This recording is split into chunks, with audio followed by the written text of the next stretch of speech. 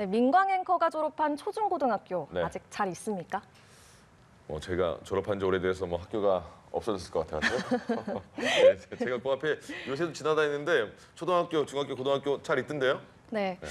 그런 의도는 아니었고요. 요즘에 학생 수가 너무 줄어서요. 문을 닫는 학교가 늘고 있다고 합니다. 서울도 예외가 아니라고 하는데요. 오늘 출근길 인터뷰에서 얼마나 심각한 상황인지 진단해 보겠습니다. 뉴스캐스터 연결합니다. 박서희 캐스터.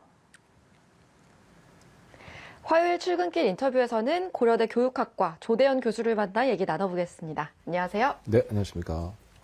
학생 수가 줄어서 폐교하는 일, 이제는 농어촌 일부 지역에서만 발생하는 일이 아니라고 하는데요. 현재 그 상황이 얼마나 심각한 상황인가요? 네, 현재 서울시 같은 경우는 초등학생, 재학생 숫자가 37만 명인데 2029년이 되면 23만 명을 이제 급감하게 되죠. 그리고 올해 초등학생 1학년 입학생 숫자가 최초로 6만 명대로 떨어졌습니다. 이건 전년도 대비 한 6% 하락한 숫자고요.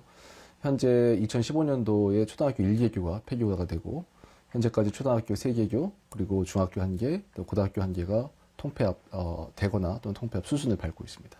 네. 지역별로 살펴봤을 때 이 폐교 현상이 어떤 지역에서 두드러지고 있는 건가요? 네, 두 가지 특징이 있는데요. 하나는 이제 도심 공동화, 그러니까 예를 들면 서울의 서대문 안에가 대표적인 예가 될 수 있고요. 또 하나는 구도심인데요. 구도심은 아무래도 교육 환경의 여건이 안 좋기 때문에 이제 그 학생 수의 급감이 빨리 이루어지죠. 그러다 보니까 인근 학교의 통폐합이 자연스럽게 이제 가속화되는 현상이 있습니다. 이렇게 학령 인구가 계속 감소하면 학교들이 사라지는 건 이제 과언이 아니겠네요. 네, 그렇죠. 앞으로 계속 소규모 학교가 이제 증가할 거고요. 그러다 보면 주된 원인은 사실은 이제 저출산이지만 저출산만이 원인은 아닌 것 같아요. 왜냐하면 강남 3구나 또는 대단지 재개발 지역 또는 재건축 지역 같은 경우는 지금 과밀학급이거든요. 교육 여건이나 이런 그 환경이 지역별로 균형이 맞춰지지 않기 때문에 이런 그 소규모 학교의 학생 수 감소가 가속화되는 그런 현상이라고 볼 수 있습니다. 서울시 교육청이 아파트나 오피스텔에 초등학교 분교를 두겠다는 방안을 추진하고 있다는데요. 이게 어떤 방안인지 궁금하고 또 대안이 될 수 있을까요? 두 가지로 아마 논의가 되고 있는 걸로 제가 알고 있는데, 첫 번째는 구도심의 경우는 학생 수가 이제 급격히 감소하니까 그 인근에 있는 학교를 이제 본교, 그다음에 소규모 학교를 이제 분교로 해서 운영을 하게 되는 거죠. 또 하나는 이제 재건축이나 이 재개발 지역 같은 경우는 학생 유입이 이제 급증하게 되고, 이런 경우는 학교의 신설이 어떤 규제에 따라서 되게 어렵게 되는 경우가 있거든요.